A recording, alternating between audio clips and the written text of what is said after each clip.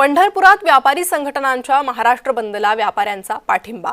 बैठकीत पंढरपुरातील व्यापाऱ्यांनी एकमतानं हा निर्णय घेतला। विविध मागण्यांसाठी व्यापारी संघटनांनी महाराष्ट्र बंदची हाक दिलेली आहे। विठ्ठल रुक्मिणी मंदिर परिसरातील व्यापारी बंदमध्ये सहभागी होतील।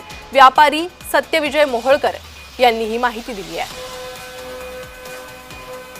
विविध मागण्यांसाठी हा बंद पुकारण्यात येणार आहे। राज्यव्यापी बंदची हाक व्यापारी संघटनांनी दिली आहे। पंढरपूर हे महाराष्ट्रातलं प्रमुख तीर्थक्षेत्र असल्यामुळे प्रदक्षिणा मार्गातील व्यापारी दुपारी 12 पर्यंत शहर बंद ठेवण्याचा निर्णय घेणार आहेत।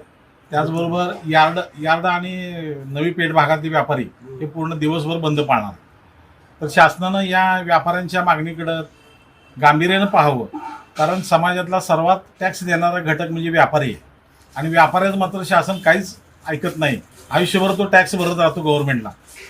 तर आता या निमित्तानं शासनाने व्यापाऱ्यांच्या मागण्याकडे लक्ष देऊन या व्यापार कसा सुटसुटीत होईल, टॅक्स द्यायला आम्ही तयार आहे, परंतु तो जाचक पद्धतीने घेऊ नये, त्रासदायक पद्धतीने घेऊ नये।